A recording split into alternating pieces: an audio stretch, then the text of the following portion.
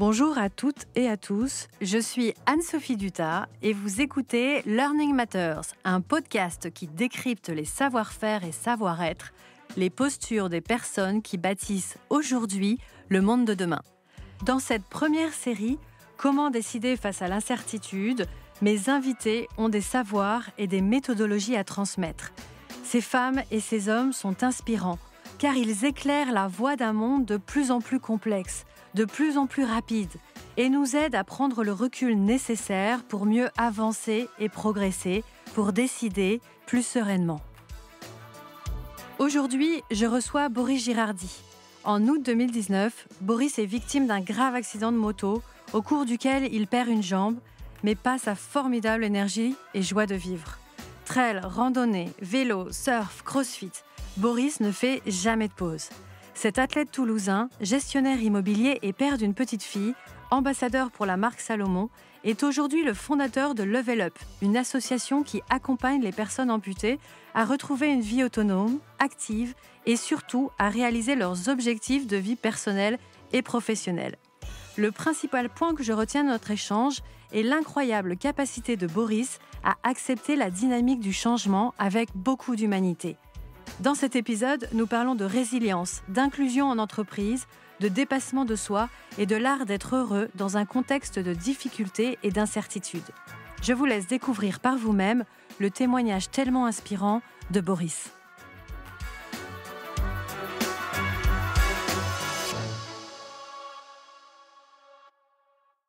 Boris, bonjour. Merci beaucoup d'être là aujourd'hui. Pour moi, effectivement, quand on parle de toi aujourd'hui, tu incarnes vraiment ce qui est la résilience, mais aussi l'optimisme et la joie de vivre. Et donc, ma première question, c'est j'aimerais bien savoir qui était Boris avant le 9 août 2019. Bonjour Anne-Sophie déjà, ravi d'être sur ton podcast, merci pour l'invitation. Qui j'étais, j'étais sensiblement le même, mais j'aime à dire que j'avais pas la même boîte à outils. Donc j'avais une vie un peu comme tout le monde, peut-être un petit peu plus sportif que la moyenne, on va dire. J'ai toujours été sportif et puis j'étais assez pris puisque j'ai un métier qui était assez prenant, avec son lot de stress. Une petite fille qui avait 3 ans au moment de mon accident. Une femme avec qui je suis depuis 15 ans. Voilà, somme toute classique, on va dire. Je suis dans la région toulousaine et voilà. Boris n'a jamais été timide. Boris a toujours été très enjoué et très dynamique et joyeux comme on te voit aujourd'hui. Oui. Alors c'est drôle parce que en fait, si les gens qui me connaissent aujourd'hui ne peuvent pas le croire, mais j'étais extrêmement timide quand j'étais petit. Ah oui, d'accord.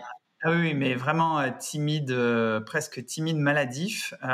C'était impossible pour moi d'aborder quelqu'un que je ne connaissais pas, de parler, les présentations dans la classe, dès qu'il s'agissait de faire monter devant les copains et les copines de la classe, je prenais un phare énorme.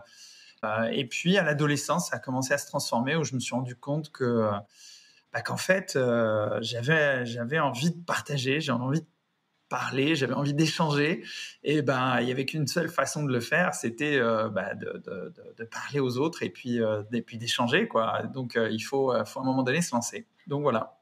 Le sport t'a aidé dans ça, Énormément. Ouais. Énormément.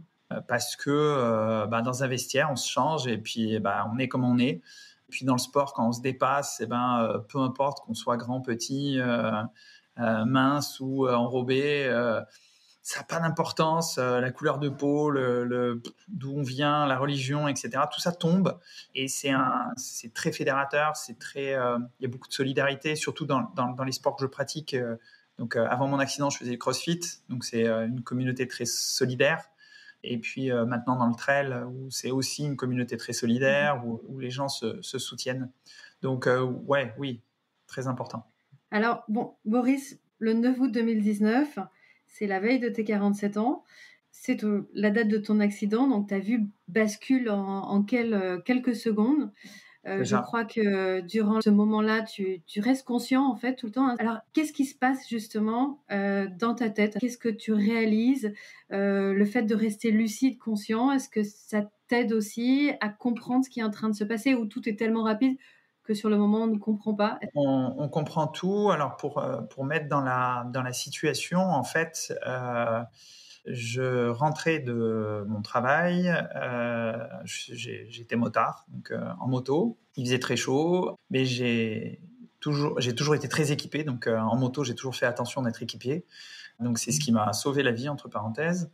Et je rentre, et il faut savoir que je rentrais, en fait, j'étais en vacances, c'était un vendredi soir, je posais mes affaires de boulot, ma moto, et ma femme et ma fille m'attendaient, la voiture chargée pour partir en vacances, parce que le lendemain, c'était mon anniversaire, et on a l'habitude d'aller au bord de l'océan chaque année, et puis c'était le départ pour les vacances, et elle m'attendait, et ça n'est jamais arrivé.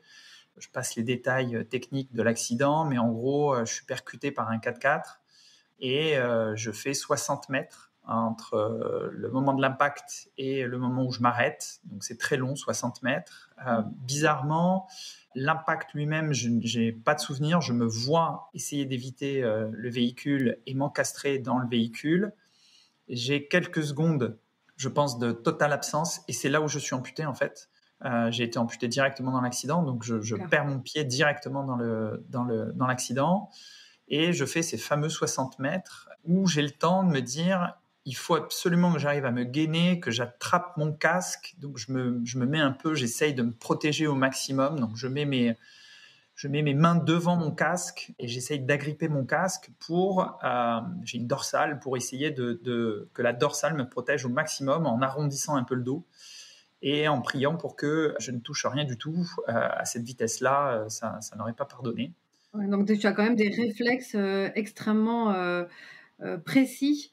Précis, et tu as le temps je me souviens me dire, il faut que j'attrape mon casque, je me souviens attraper mon casque, je me souviens tous les chocs que je prends pendant ces 60 mètres. Encore une fois, 60 mètres, c'est très long, hein. Je ne sais pas si les gens arrivent à réaliser ce que ça fait, mais c'est vraiment très, très long.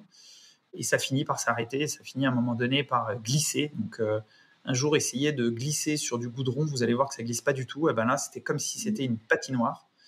Et je finis par m'étaler pour me dire, au moins, ça va me ralentir. Et je finis par m'arrêter, allongé au sol, et je sais très bien que la violence du choc ne peut pas m'avoir laissé indemne, ça c'est sûr. J'ai passé des brevets de secourisme, des choses comme ça. Je sais qu'un carton en moto, ça laisse pas indemne. Donc, je sais que j'ai quelque chose. Et la première chose que je vérifie, c'est évidemment ma tête, ma colonne vertébrale, pour me dire, pourvu que ça soit pas touché. Et ça me semble pas touché, puisque je bouge les doigts. Donc je me dis, j'ai peut-être les bras cassés, mais au moins ça bouge. Je vois que mes gants sont arrachés, puisque c'est eux qui m'ont servi un peu de rempart. Et puis en regardant un petit peu mon bassin et puis en voulant voir un peu mon pied droit, je vois que j'ai plus de pied gauche, tout simplement. Et donc du coup, là, je comprends immédiatement que ma vie va être différente.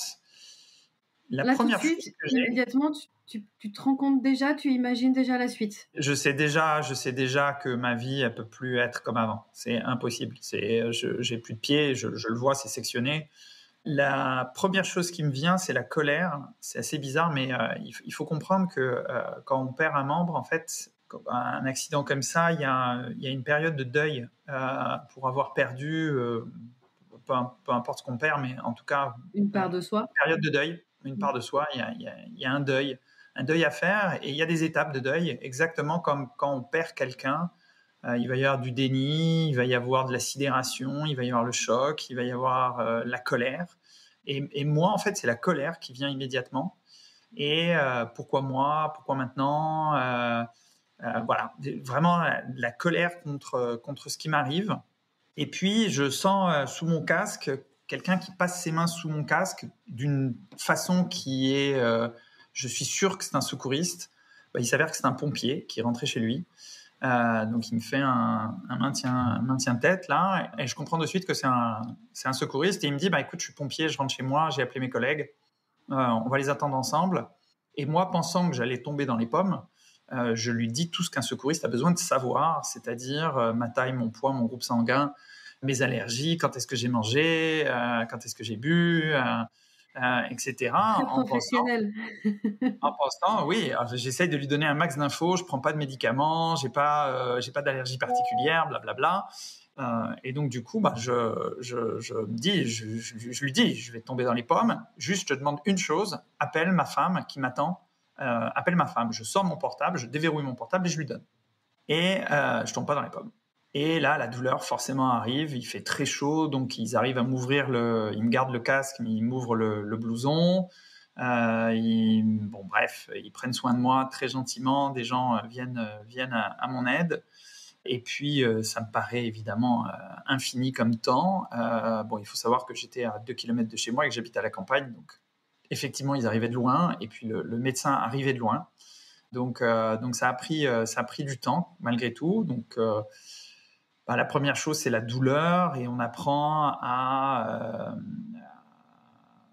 essayer de maîtriser cette douleur qui est immense. J'aime bien dire que quand les médecins vous posent la question entre 1 à 10, combien, j'aurais pu répondre 15 à ce moment-là sans aucun problème. Et puis finissent par arriver les pompiers, finissent par arriver le médecin qui essaye de me sédater, mais la douleur est tellement énorme que du coup, je reste malgré tout conscient. J'ai quelques pertes de connaissances dans le camion, mais je me souviens très bien l'arrivée à l'hôpital, je me souviens très bien de l'infirmière qui m'a accueilli. J'aimerais juste revenir un petit peu sur justement ce qui se passe tout de suite après. C'est-à-dire là, bon, tu t'es trouvé peut-être des ressources insoupçonnées au moment justement d'avoir le réflexe, d'avoir une attitude, je dirais, déconnectée d'une certaine émotion, mais pour être le plus professionnel possible. Ça, c'est les secondes et minutes qui suivent l'accident. Qu'est-ce qui se passe les heures et les jours qui suivent l'accident? Qu'est-ce qui se passe dans ta tête à ce moment-là? Le premier truc, c'est que pendant tout le trajet, je demande à ce que ma femme soit appelée et ils n'appellent pas ma femme. Bon, j'ai appris après que les pompiers ne veulent jamais appeler quand il y a un accident de moto parce qu'ils savent jamais si le motard qu'ils ont ou la motarde va finalement survivre à l'accident parce que hémorragie interne, etc., etc. Donc on la prévient pas, mais elle finit par se rendre compte par elle-même que je n'arrive pas. Elle demande à ma collaboratrice, elle fait le chemin retour, elle tombe sur l'accident et en fait, elle rejoint l'hôpital, sauf que je ne la verrai pas, je ne la verrai que le lendemain. Et au réveil, en fait, la première chose auquel j'ai pensé, c'est elle et ma fille. Et me dire qu'est-ce que je vais pouvoir leur raconter pour les rassurer, pour leur dire, je suis encore là, on va faire face.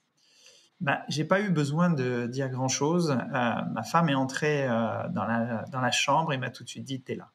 Et c'était en fait un résumé extraordinaire de la situation. Ça pouvait paraître incroyable, mais finalement, elle a eu que l'information à 2 heures du matin que j'étais vivant et que j'étais amputé, mais que mes jours n'étaient plus en danger. Donc elle a eu le temps d'imaginer le pire. Ce qui fait que quand elle est arrivée dans la chambre d'hôpital, la première chose auquel, en fait, elle a pensé, et la chose la plus importante, c'était que j'étais vivant, en fait. J'étais là. Et j'étais toujours moi. Et dans les déclics, dans les premiers temps de déclic, il y a un infirmier, je me refusais de craquer un peu devant ma femme, ma fille, mes proches. Et donc, en fait, en gros, j'attendais qu'il n'y ait plus personne dans la chambre pour évacuer un peu ce choc. Et puis, j'ai un infirmier qui était adorable, qui est rentré à ce moment-là et qui m'a dit « c'est normal ». Il m'a dit « on va faire un tour ». J'étais dans une unité un peu particulière où, effectivement, bon, c'est les soins intensifs. On a fait un tour, donc il m'a mis dans un fauteuil roulant, il m'a fait faire un tour et on a fait un tour des chambres. Donc, c'est des chambres particulières, hein, c'est des chambres où il n'y a pas de porte parce qu'il faut pouvoir accéder très rapidement aux patients, il y a des caméras dans la chambre, enfin bon, bref, c'est une unité un peu particulière. Et on a fait le tour. Et clairement, il y avait d'autres personnes qui étaient bien plus amochées que moi et dont la vie n'allait plus être la même dans le sens où ils seraient peut-être plus là, eux, réellement. Donc, quand je suis revenu dans ma chambre d'hôpital, je me suis dit « ouais, t'es là en fait. T'es là, ta fille, ta femme sont là. Ok, j'ai pas les réponses, mais je vais me relever. Je vais me relever. » Ça, c'était vraiment ton espoir, ta lumière, c'était vraiment pour ta femme, pour ta fille. Ouais, ouais, C'était ouais. vraiment ça qui a été, Oui, qui oui, ça a était phare. été un moteur. Pour moi, c'est clair que c'était pas pensable que ma fille, Romy, puisse pas avoir un papa présent qui joue avec elle. Je n'aurais pas accepté d'être effondré dans un canapé, à pas bouger et à pas faire face, en fait, et pas être un papa un peu différent peut-être, Mmh. mais malgré tout présent. Et comme tous les papas, je joue avec elle, je la gronde, je l'amène à l'école, je mange avec elle, on fait des bêtises, enfin voilà, tout ce qu'on peut faire avec Mmh. elle. Mais ça t'a traversé l'esprit? Ça t'a traversé l'esprit à un moment de dire, je C'est plus facile de baisser les bras que de se relever. Ça, c'est une certitude. Et dans bien des cas, pour accompagner des amputés, dans bien des cas, ça arrive, effectivement, parce que c'est toujours plus simple de baisser les bras que de se relever. Et ça dans tous les domaines, finalement. Mais j'aime bien dire un truc pour juste que les gens comprennent, en fait, ce qu'est se relever. Quand on dit se relever, je dis toujours aujourd'hui, si si vous étiez bébé et que vous marchez à quatre pattes, vous vous levez, vous tombez, une fois, deux fois, trois fois. La troisième, vous dites, oh, non, tant pis, je laisse tomber. Je vais être à quatre pattes. On serait un monde où on serait tous à quatre pattes, donc on serait pas loin du singe, juste par ego, juste parce que on aurait baissé les bras. Non, ça marche pas en fait. Et qu'est-ce qui fait que ce petit bébé se relève? C'est qu'il voit que nous on marche. Donc il a un exemple sous les yeux. Et il se dit, bah, il le fait, je peux le faire. Donc, je vais me relever moi aussi. Moi aussi, un jour, je marcherai, c'est sûr. Et pour autant, il tombe, il tombe, il tombe, il se fait les genoux comme tous les gamins. Et puis, quand on passe au vélo, bah, c'est la même chose. J'ai dû passer, je pense, 90% de mon enfance avec les genoux croûtés comme tous les enfants qui grandissent à la campagne. Et c'est comme ça, c'est comme ça en fait. Il faut se dire, ok, je vais tomber, je vais avoir des échecs. Ça va pas fonctionner tout de suite, mais je vais me relever. Et du coup, toi, tu regardais qui justement pour t'inspirer? Qui est-ce qui te J'avais pas beaucoup donnait d'exemples. comme modèle? Ouais. Ouais, j'avais pas de modèle, j'ai pas trouvé de modèle vraiment. J'ai cherché sur les réseaux sociaux, j'ai trouvé ici et là des choses, mais j'avais pas vraiment de modèle. Il y a un gars qui aujourd'hui est devenu un pote que je trouvais cool et il faisait pas mal de trucs, donc ça me permettait de m'identifier un petit peu à lui. Mais je sais pas d'où j'ai sorti ça. Je me suis imaginé tout seul me dire je vais faire ma sauce et en fait il faut juste remettre ça dans le temps. C'est que j'ai fait une partie de ma rééducation et j'ai dû me faire réopérer. C'est assez fréquent hein, après une amputation. Et c'est tombé au moment du Covid. Et donc, j'étais à l'hôpital, je retourne au centre de rééducation, mais le centre de rééducation ferme, et je me retrouve à la maison. Et j'ai dû faire ma rééducation, j'ai dû me faire les pansements, j'ai dû me faire mes piqûres, j'ai dû me retirer mes poings, parce qu'au tout début du Covid, en fait, ça a été la panique générale, et bah, personne ne voulait venir. Donc j'ai appris à faire tout ça, et du coup, ça m'a donné une certaine autonomie. Et le fait de me dire, bon, bah, ok, je vais m'en débrouiller. J'avais déjà fait quand même une bonne partie. Hein. J'avais réappris à marcher, j'avais fait quand même quelques trucs. Donc, je partais pas de zéro. Mais je me suis dit, bon, je vais me faire mon histoire. Quoi. Je vais me faire mon truc. Et ça a fonctionné pour moi. Je dis pas que ça fonctionnerait pour tout le monde, hein, mais ça a fonctionné pour moi. Alors maintenant, Boris, toi, tu es bien sûr toujours connu sous ton nom, mais tu parlais du fait que tu avais regardé un petit peu sur les réseaux sociaux, que tu n'avais pas vraiment trouvé de rôle modèle, d'inspiration pour des personnes dans cette situation.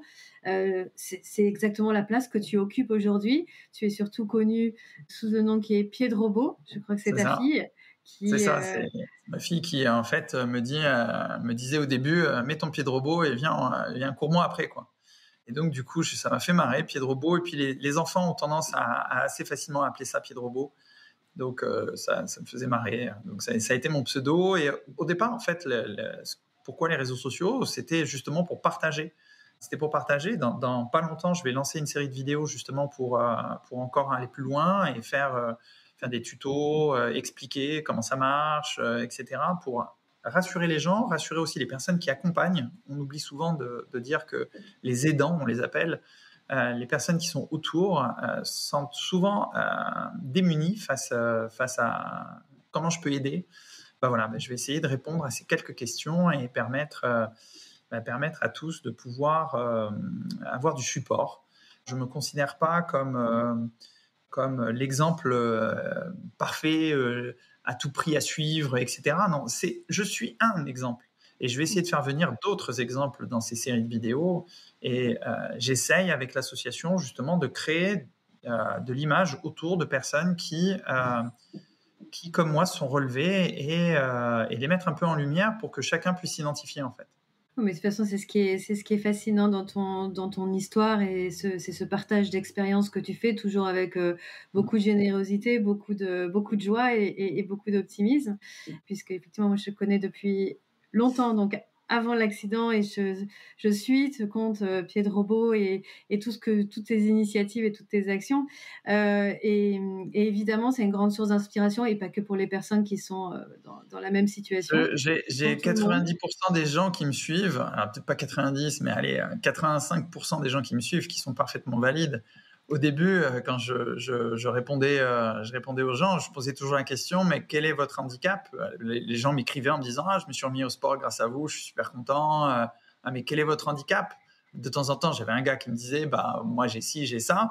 Et puis, de plus en plus, j'avais des gens qui me disaient, non mais je suis valide.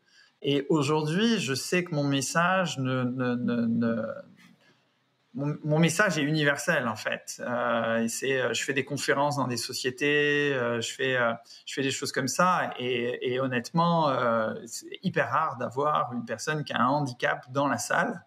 Bien souvent, c'est des gens qui sont parfaitement valides et que ça inspire et que ça permet de motiver et ça remet en perspective aussi. Ce qui est important, je sais que le sujet de notre podcast, c'est la décision. Dans un contexte très incertain. Voilà, dans un contexte très incertain, chacun, on doit prendre des décisions. Et moi, j'essaye de ramener les personnes à qui elles sont, en fait. Qui vous êtes. C'est quoi ton grand pourquoi, en fait. C'est pourquoi tu te lèves le matin, en fait. Ta raison d'être profonde, c'est quoi ? Si c'est, j'en sais rien, moi, de faire du surf, va faire du surf. Qu'est-ce que tu fous à Paris au milieu d'un métro ? Si c'est, j'en sais rien, d'aller planter des fleurs, va planter des fleurs. Le truc, c'est que j'essaye de ramener un petit peu les gens à l'essentiel. Et la décision, en fait, elle nous appartient seule. Personne ne prendra la décision à votre place. Moi, je suis dans un centre de rééducation, ça va pas, j'ai rien. Le centre de rééducation dans lequel je suis a pas trop de moyens, on va dire. Mais je trouve tout ce que je peux trouver pour m'aider, en fait, pour me relever, etc. Allez chercher ce dont vous avez besoin. N'attendez pas que quelqu'un prenne la décision à votre place. C'est impossible. Enfin, il faut décider. Si je reviens un petit peu sur ton parcours, en fait, c'est exactement ce qui s'est passé pour toi. Donc, c'est le premier confinement, le centre de rééducation est fermé. Et là, donc, tu décides de te créer tes propres entraînements de rééducation. Tu sors en forêt. Et c'est comme ça que tu commences à te mettre donc à pratiquer au trail. Voilà, à pratiquer le trail. Exactement, c'est comme ça que ça démarre. On n'avait pas le droit de sortir. Et puis, bon, je suis quand même assez loin de Toulouse. Je suis à 30 km de Toulouse. Je ne suis pas très loin d'une forêt. Donc, mon idée, c'était, une fois que je suis dans la forêt, il n'y a pas un garde champêtre, il n'y a pas un gendarme qui va venir me chercher, c'est sûr. Et puis, il se trouve que c'est une piste de VTT. Donc, c'est un peu technique. Et puis il y a du dénivelé quand même, malgré tout. Et donc, du coup, je m'attaque à ça en me disant, je vais marcher 1 kilomètre et courir 50 mètres. Ça a démarré comme ça. Et puis, comme j'ai toujours fait du sport, je sais qu'il faut être progressif. Donc, j'ajoutais à chaque fois en quantifiant, ça m'a permis d'ajouter au fur et à mesure. Et quand ça passait pas, hop, je revenais au truc d'avant, j'attendais un peu et puis je réaugmentais derrière progressivement en m'écoutant beaucoup. Je pense qu'on s'écoute pas assez aujourd'hui. Les gens s'écoutent pas assez. Suivez votre instinct. Enfin, si j'ai un conseil à donner, suivez votre instinct. S'il y a quelque chose qui vous dit que d'aller par là, c'est mieux que d'aller par là, suivez votre instinct. Bien souvent, il faut s'écouter, il faut décider en s'écoutant. Je pense que c'est une des clés. Une fois qu'on est intimement convaincu que ça fonctionne, ça fonctionne. Moi, quand je suis revenu après le confinement voir mon prothésiste, et je lui ai dit, c'est bon, je veux faire du trail running. Mais ça n'existe pas, Boris. Il n'y a pas de trail running quand on est amputé. Ah, c'est dommage parce que ça fait 2 mois que je le fais. C'est un peu ce que tu as fait dans ton parcours, c'est-à-dire toi, tu as eu ton accident, je crois que, alors c'est pas du tout généralisé hein, comme expérience, mais je crois que 3 mois après, tu te remets à courir. Quelques mois après, tu deviens athlète dans ta catégorie et ensuite ambassadeur de marque pour justement, donc tout ça se fait très très vite. Très vite. C'était beaucoup de chance, des belles rencontres. Des coïncidences, les choses qui s'alignent en fait, la ténacité.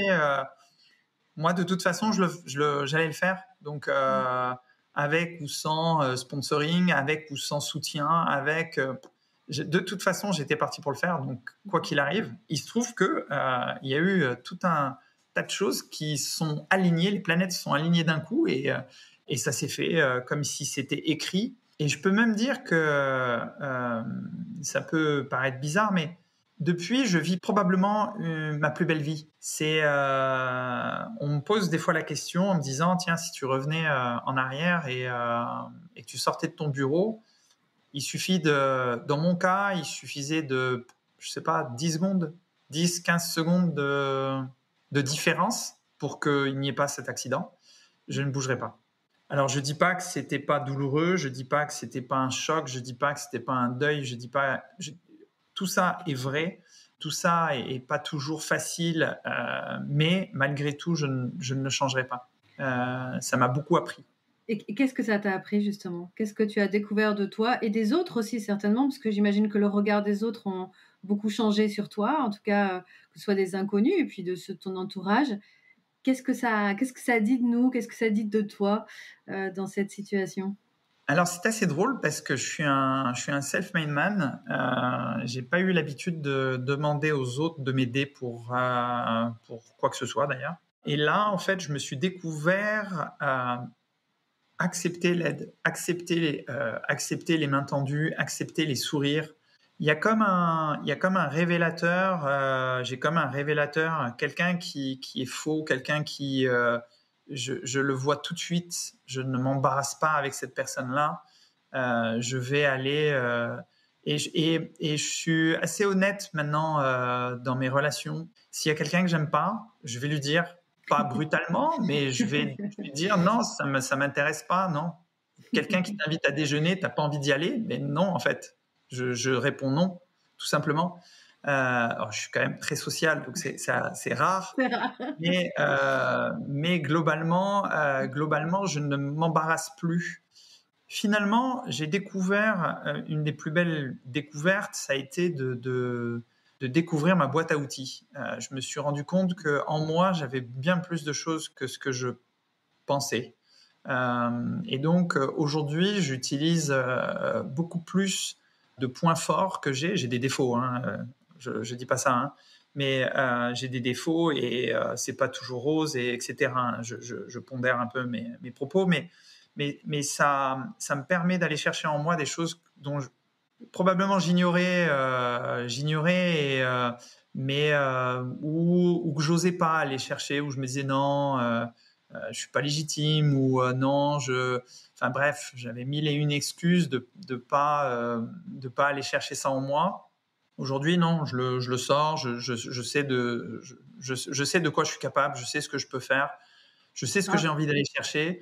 Et puis, les points faibles, c'est mes points faibles. Et puis ils sont là. Et tant pis, ils sont là. Qu'est-ce que je te dise? Alors, il y a quoi dans cette boîte à outils que tu pourrais justement recommander à des personnes qui t'écoutent aujourd'hui, que ce soit amputées ou non, et qui ont été vraiment des leviers pour toi et que tu as pu découvrir justement de croire grâce, entre guillemets, à cet accident.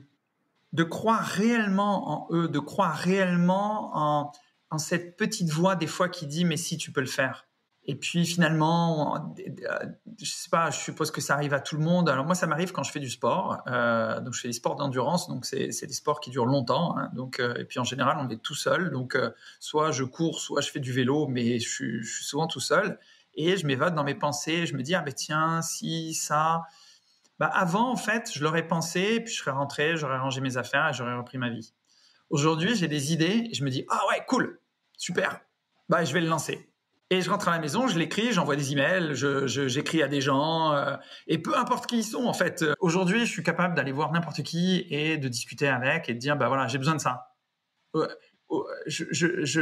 les gens se rendent pas compte à quel point ils seraient étonnés de monter un projet et de dire, bah j'ai besoin d'aide.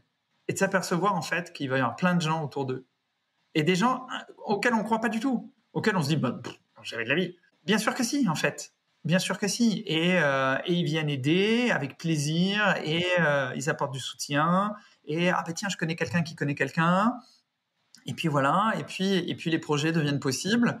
Et des fois, je me dis, mais non, mais là, Boris, quand même, t'exagères un peu.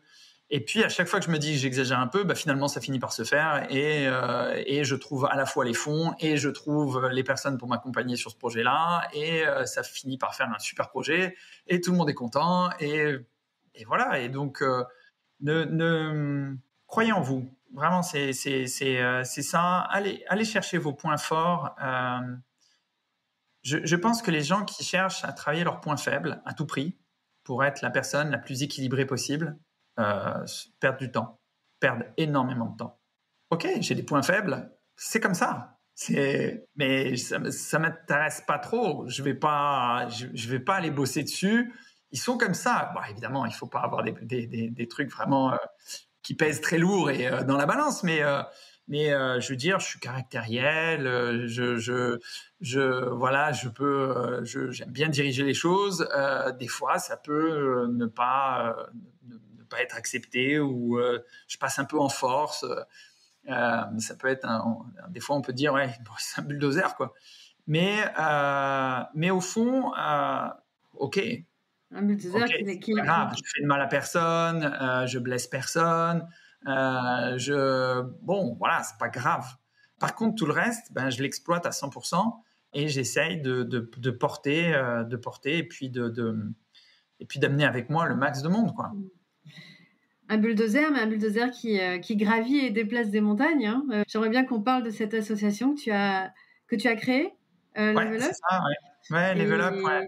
À force d'avoir demandé de l'aide, maintenant c'est toi qui en distribue de l'aide, qui vraiment qui accompagne. Est-ce que tu peux nous dire un petit peu quel a été le déclic pour toi de peut-être fonder déjà le déclic, c'est une expérience personnelle. Je suis dans le centre de rééducation. Je me rends compte que, comme tu disais tout à l'heure, là, je trouve pas d'exemple. J'ai personne pour me projeter. Il y a une longue liste d'impossibles. Et en fait, je me dis non, il faut le présenter autrement. D'abord, il faut être solidaire, il faut qu'il y ait des exemples, et ensuite, il faut faire une grande liste des possibles, pas des impossibles. Il faut faire une grande liste des possibles, ouvrir ce champ des possibles, et comme ça, en fait, l'inconscient collectif arrête d'avoir des préjugés, arrête d'avoir oui, je peux faire de l'escalade, du surf. Je peux faire tout ça, il n'y a aucun problème et il n'y a aucune adaptation à faire pour moi.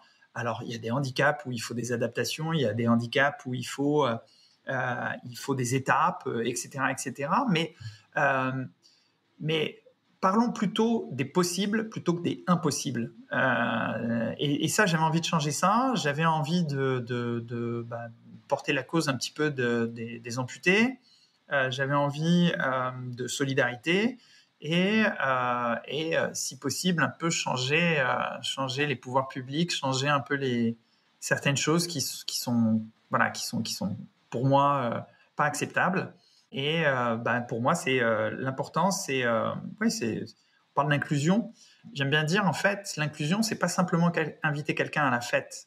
Ça, c'est pas de l'inclusion. Invitez-le à danser. Ça, c'est de l'inclusion. Invité à la fête, ça sert à rien. Il est sur son banc tout seul comme un con. Ça pour moi, pardon pour le gros mot, ça n'a pas de sens. En fait, c'est se donner bonne conscience. Invitez-le à danser. Faites la fête avec lui. Là, ça c'est de l'inclusion. Donc, je cherche à faire en sorte que toutes ces personnes puissent profiter du plein potentiel de leur vie et d'avoir une seule société, en fait. Pas avoir des valides et des personnes en situation de handicap, avoir des gens. Et concrètement, alors, quelles sont les actions que tu vas mener avec cette association? Alors, je crois que l'association est basée à Toulouse, mais que tu es en train d'ouvrir d'autres antennes, si je me trompe Ouais, pas? c'est ça. La principale, c'est d'accompagner des personnes. Donc, on essaye d'aller dans les centres de rééducation, de faire des ateliers dans les centres de rééducation pour donner un petit peu du partage d'expérience. On n'a pas la science infuse, mais on peut déjà partager nos expériences et puis partager nos réseaux. Voilà, si quelqu'un fait du vélo, je peux l'intuiter, lui dire, tiens, voilà comment j'ai fait du vélo. Quelqu'un qui veut faire ceci ou cela, on les accompagne un peu sur leur objectif de vie, on les accompagne sur décider quel objectif de vie ils veulent avoir. Et puis derrière, on fait en sorte qu'ils puissent l'atteindre. Ça peut. J'ai accompagné quelqu'un qui va faire les Jeux paralympiques. Et puis, j'accompagne un papy qui va retourner chercher les champignons avec ses potes. Je fais pas tellement de différence entre les deux. Pour moi, c'est les objectifs de vie qui sont importants. Et ils ont décidé de faire ça. Et moi, je les accompagne pour atteindre cet objectif-là. Et puis ensuite, il y a des actions de sensibilisation. Donc, on va dans les sociétés, dans les écoles, dans les universités, dans les collèges, enfin, partout où on peut aller sensibiliser un petit peu avec des thèmes différents selon les âges, selon les personnes qui j'ai en face. Et puis ensuite, on organise des événements sportifs où on fait rencontrer ces personnes qu'on a accompagnées, qui ont besoin de se prouver à eux-mêmes qu'ils sont capables. Et puis des gens qui viennent du monde de l'entreprise, qui entendent parler de l'inclusion, qui sont un peu curieux. Et la meilleure manière d'en connaître plus, c'est de vivre un moment sportif, puisque, comme tu l'as compris, voilà, ça m'a toujours accompagné. Donc, j'amène un peu tous les gens à faire un peu de sport, mais de faire du sport ensemble et de les faire se rencontrer. Et c'est la meilleure manière que j'ai trouvée pour faire de l'inclusion. J'ai eu l'occasion de voir un reportage sur justement une expérience qui a été menée comme ça, avec des binômes amputés, personnes d'une entreprise, et vous avez effectivement décidé de faire une ascension en montagne. Est-ce que tu peux nous en dire plus, peut-être nous raconter justement le type d'expérience que tu organises pour... Alors, en fait, c'était Objectif 3000. Donc, on retrouve, alors je ne veux pas faire trop de pub, mais on retrouve ça sur Salomon TV sur YouTube. Et ça a été une collaboration justement avec Salomon. L'idée, c'était d'amener 5 amputés en haut d'un sommet à 3000 et de tous les âges, parce que j'aime cette idée que chacun puisse se représenter, d'avoir une fille, parce que je voulais aussi qu'il y ait une fille. Sarah, qui est dans mon association et qui est aujourd'hui secrétaire de Level Up. Et j'aime à dire qu'elle m'a tellement aidé qu'aujourd'hui, je peux dire qu'elle est cofondatrice de l'association. Et au départ, en fait, l'idée, c'était de faire rencontrer des personnes qui étaient amputées avec des personnes valides, mais qui n'avaient absolument aucune expérience du monde du handicap. Et ça a été une incroyable expérience, parce que certains sont arrivés avec des préjugés, d'autres sont arrivés avec des « je vais pas y arriver », d'autres sont arrivés avec « j'ai peur », etc. Et finalement, on a été au bout. On est monté en haut de ce sommet à 3000, on est redescendu, et il s'en est suivi en fait une après-midi incroyable où on est resté là en fait à échanger tous ensemble. Il y a eu comme un moment d'harmonie, de symbiose où il y avait plus d'amputés, il y avait plus de valides. C'était juste un groupe de gens un groupe d'amis qui étaient montés en haut d'un sommet, qui étaient fiers de l'avoir fait, qui étaient revenus, et voilà, on était tous au refuge. C'était un beau moment. Et donc, ce serait ta définition de l'inclusion finalement? Une inclusion réussie. Ouais, c'est ça. C'est, d'un côté, j'ai des personnes qui vont avoir vécu un déclic et qui se disent, mais ok, maintenant je peux faire ce que je veux en fait. Je suis capable, je peux. Et puis de l'autre côté, j'ai des gens qui au début de l'ascension disent, fais attention, fais gaffe, la main sur le sac, je vais t'aider, et qui au retour, plus du tout. Vas-y, roule. Et voilà. Et qui donc, du coup, ont une attitude tout à fait normal, voilà, je suis monté avec un pote et je suis redescendu avec un pote et basta. Ok, il lui manque un pied, mais whatever. Et c'est un peu ça mon idée, c'est de faire en sorte qu'on voit au premier plan la personne, en fait, qu'on voit au premier plan qui est la personne, qui est derrière le handicap, en fait, et que le handicap soit secondaire, et que cette personne se dise, ok, j'ai un handicap. C'est comme si vous partiez en vélo et que votre dérailleur, il peut plus monter et descendre. Donc, vous êtes en monoplateau. Quand arrive une côte, ouais, ça va être plus dur, mais vous êtes toujours sur le vélo. Donc, soit vous balancez le vélo et vous êtes au pied de la côte et puis tant pis, vous restez là. Ou bien vous vous dites, bon, ok, ça va être plus dur, mais je vais monter. Et vous montez. Et vous montez. De toute façon, vous arriverez en haut. Hein. À un moment donné, vous arriverez en haut. Plus lentement, c'est ça un handicap. C'est effectivement, il y a une difficulté supplémentaire. Je ne vais pas réduire, hein, je vais pas dire que c'est rien, mais il y a une difficulté supplémentaire. Il y a, soit on fait avec, soit on reste dessus et on bouge pas du canapé, quoi. Mais ça, pour moi, c'est mourir un petit feu, donc c'est hors de question. Quels sont tes prochains challenges? Alors, mon prochain gros challenge, c'est la route des Grandes Alpes. C'est rejoindre Annecy à Nice. Ça fait un peu plus de 600 km. Pour être honnête, je n'ai pas cherché à faire l'addition des dénivelés parce qu'ils sont stratosphériques. Donc, quand j'ai vu que ça dépassait 10 000, j'ai dit, bon, allez, laisse tomber, fais pas l'addition, ça sert à rien. Et donc, du coup, c'est mon pote Dorian qui me lance ce petit défi de faire la route des Grandes Alpes. Donc, ce sera début octobre. Et évidemment, comme d'habitude, je n'y vais pas tout seul. J'embarque toujours avec moi des potes amputés qui me disent « Mais t'es barjot ». Je le sais, je sais, c'est ça. T'es fou, ça fait peur. Ouais, ça fait peur. Écoute, on sera fiers. Voilà, on sera fiers. Si on arrive au bout, on sera fiers. Ça, c'est un des défis. Et puis un autre, ça va être en ski de rando. L'hiver prochain, je suis en collaboration, en train de créer un événement autour du ski de rando, du ski alpin et du snowboard. Voilà, une petite surprise, en train de développer quelque chose là avec les copains de chez Salomon. D'accord, parce que techniquement, j'imagine que la lame, c'est pas encore possible. Ouais, alors il y a des solutions, hein, il y a des trucs qui sont possibles, mais nous on aimerait le rendre encore plus possible, on va dire. Pour les innovations techniques, voilà, il faut absolument suivre cette aventure. Exactement. Et il y a de l'innovation, il y a du dépassement, il y a de la solidarité, il y a tout ce que j'aime dedans.